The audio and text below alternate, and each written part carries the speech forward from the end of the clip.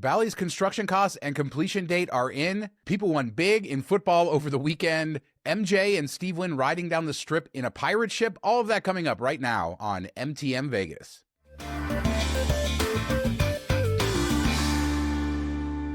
Happy Monday and welcome to the solo show. As a reminder, we have 3 shows a week, Monday, Wednesday, Friday. Mark will be here for Wednesday and Friday's show. If you haven't subscribed, so many of you watch the show and don't subscribe. Do me a favor and subscribe below. But let's get into it. Bally's this week submitted a document to the Clark County Planning Commission in order to map out exactly what they are doing with their project. The Bally's, as a reminder, is a companion to the A's stadium on the strip, and here is what it will look like when it's all done. But there's going to be several phases, and we now know that it should cost $1.19 billion, which seems a little bit low. Let me know in the comments if you think that's a little bit low, and completion for the end of 2030. But here is a schedule. Here's sort of a schedule that they put out looking at what's going to happen over the next few years. What's notable is it seems like the theater is going to be built first, and the theater, they've said, is going to be an outside vendor, so we don't know if they're going to own it or rent it, or there will be a co-management sort of arrangement there. But the theater is looking good. 2028, that's when we're going to get the first hotel tower as part of this 4-phase Bally's Las Vegas, coming in at $550 million. So yeah, not a lot new here, just to show that, hey, Bally's says they're building a casino, $1.2 billion. I think their casino in Chicago costs around $2 billion. So this seems cheap in comparison. Now, a much smaller piece of land, and they're obviously sharing the land. They're on a tiny footprint here, so maybe that saves on some construction money. But for those who are skeptical, Bally's saying they're going forward. And here is the schedule you can look forward to. 2030 for the finished Bally's Las Vegas. Will it happen by 2030? Will it happen at all? Let me know down in the comments. One of the more famous things to do in Las Vegas is get married, and I famously got married at the Little Church of the West, where Elvis famously got married in a movie, but we don't hear a ton about the wedding industry, and Dana over at Vegas Revealed just tweeted out this, just got an update on the state of the wedding industry at an event hosted by the Clark County Clerk's Office. 70,598 marriage licenses were issued in 2025. Here's what's interesting. England was up 7%, she says, Italy up 20%, but Canada down 33%. This sort of tracks with the less visitors, less marriages, and we've had about that amount of less visitors, so that makes a ton of sense. Canadians coming down here less than ever. We talked on a recent show about Circa and their promotion for At Par with Derek Stevens, trying to give 1-to-1 for all Canadians. Clearly, they're not coming here to get married. Have you been married here? I think there has to be a lot of people in the audience who were married in Las Vegas.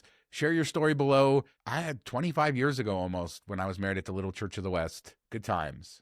We are revamping our Patreon in February. We're going to announce all the changes on Wednesday's show. More behind the scenes content, maybe some live streams, more content overall. The good news is you can subscribe now to our $5 after show tier and get all of the new stuff. The price is going up in February. Subscribe today and get everything that we add in a couple days. Patreon.com/MTM Vegas for all the information.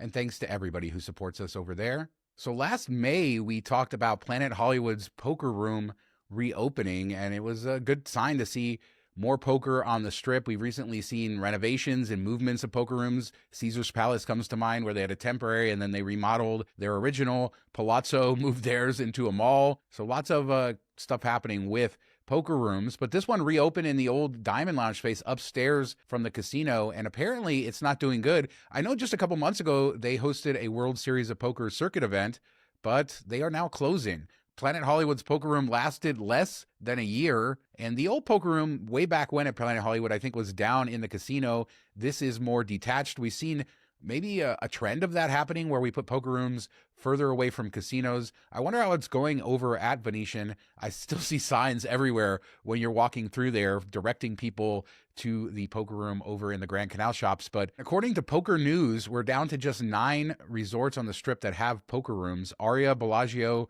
Caesar's Palace, Horseshoe, Mandalay Bay, MGM Grand, Resorts World, Venetian, and Wynn. So not a ton of options. A lot more poker rooms off the strip as well if you're into that. But did you play in this new poker room?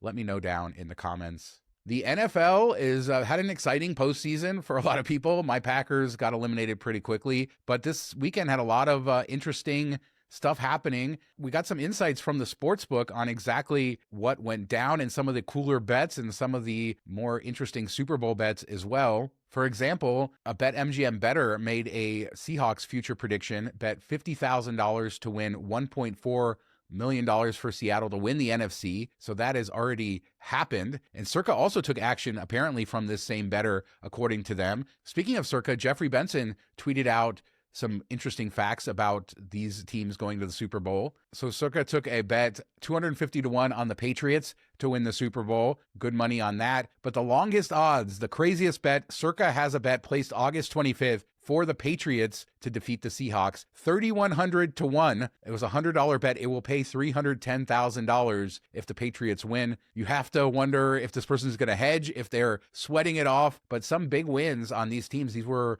not the most favored teams to make it, and these interesting combinations. But you got to love throwing $100 down on the Patriots to beat the Seahawks. They're here. Let's hope, I don't know, for his sake, that the magic continues. Did you know you can find us all over social media at MTM Vegas? We are sending out shorts, more info about Vegas, Instagram, TikTok, Facebook, Twitter. Follow us over there. Get more MTM Vegas. Tell your friends as well.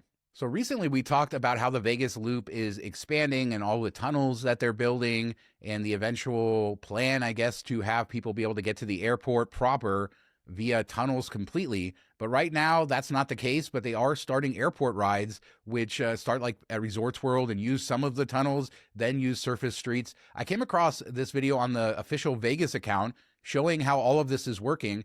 Now, to start, it's $12, which is a great deal. You're probably not going to find an Uber or Lyft for that, not going to find a taxi for that. So right now, this is a deal. But how long did it take? Well, he timed it. And keep in mind, this is the official Vegas account, so for publicity and all of that. But he timed it at 12 minutes from getting into his car, down into the tunnels, to pulling up to the curb at Las Vegas Harry Reid International Airport. I do think a lot of people have been waiting for better ways to get to the airport. Obviously, the monorail had been talked about forever. The old saying is that the taxi cab mafia stopped it from happening. I don't know that the taxi cabs have so much authority in Las Vegas anymore, and we're seeing Vegas Loop sort of become what the monorail was supposed to be. Big questions about capacity, and then obviously finishing the tunnel. So right now you're just riding in a 1-mile tunnel, the rest to the airport.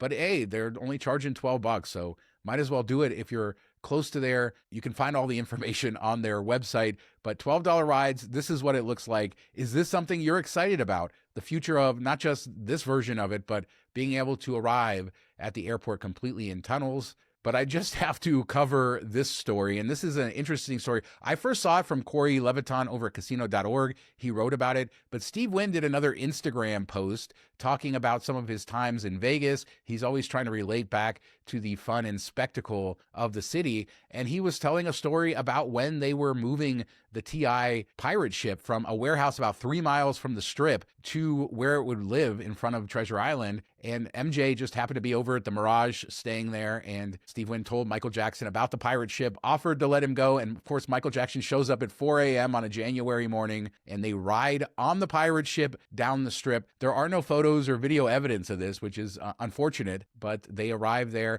And the funny thing is, apparently MJ didn't want to get off when they were about to lift the ship onto the water with the cranes and all of that. MJ refused for a minute to get off, said he would be fine. What a interesting Vegas story.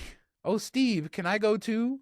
As another follow-up from a recent show, we talked about tipping and a tipping guide, and it seemed like it was from 20 or 30 years ago. It was a little bit maybe antiquated, but the goal of that was for a living wage, whatever that was. But Strip Stumble has been doing great with some great work, and Strip Stumble came out with their own tipping guide. I guess this is a great way to get engagement, so let's talk about it. I actually think that these are much more reasonable than some of the other ones I've seen. I do disagree with some stuff like counter service always tipping $2 to $3. The table service, 20% on the pre-tax amount is probably where I would go, as long as the service was normal and not particularly bad.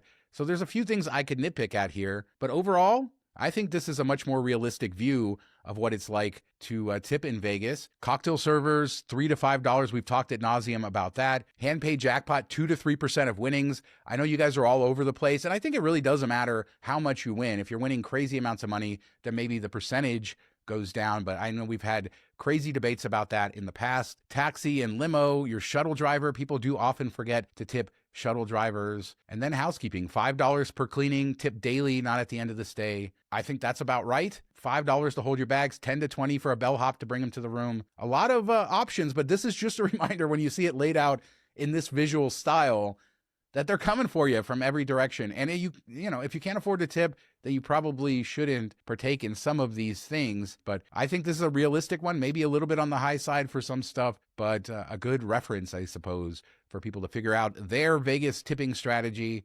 And let's close with this. The gambling deduction is, man, this has been a crazy story over the last year since the big, beautiful bill passed, basically eliminating 100% of gambling losses as a deduction, capping it at 90%.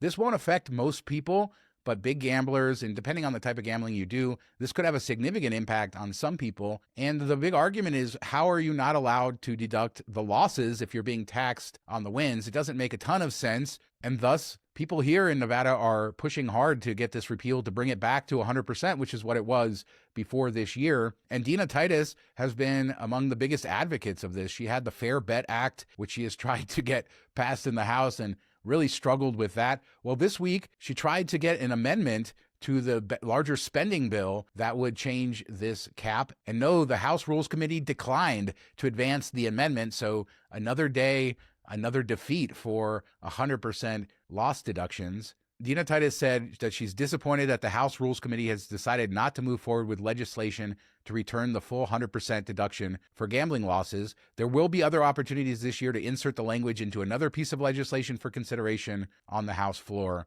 I will pursue those opportunities until we get this done. So she is definitely all in on trying to fix this. I guess other amendments to other bills coming later this year. The Fair Bet Act is also in the House, and that's a potential. And then the Democratic senators from Nevada, along with Ted Cruz and some others, have a bill in the Senate that's similar in order to fix this as well. 2026 taxes aren't filed until next year, and while people do pay estimated taxes, stuff like that, there is still time to fix this before people file their taxes and owe on that higher amount. So it'll be interesting to see the push and take. The gambling industry, their lobby has been heavily pushing to get this fixed, and doesn't seem like there's a lot of traction there. And I wonder, what are the forces behind this? What was the reasoning? Obviously, they wanted to raise more money. That was the idea, more revenue in the big, beautiful bill, as they did tax cuts elsewhere, stuff like that. But this one didn't make a lot of sense, and there's still not a lot of, I still don't quite understand why it's been difficult to fix it, given how common sense it is. And I don't believe this is a huge amount of money if you're looking at the overall budget. So I don't know. Let me know in the comments. Do you think that she's going to get this fixed? Dina Titus definitely has been the most vocal on this issue, and she has been one to be in all the press. She's getting all of the headlines, all of that stuff. But I think she needs to deliver on getting this fixed. And I know that she is working on it, and hopefully she can get this done. But let me know in the comments what you think about anything I talked about today. Should that 90% deduction be taken away? The tip guide, MJ and Steve Wynn riding down the strip in front of Caesar's Palace, in front of Mirage on a pirate ship. What do you think about that?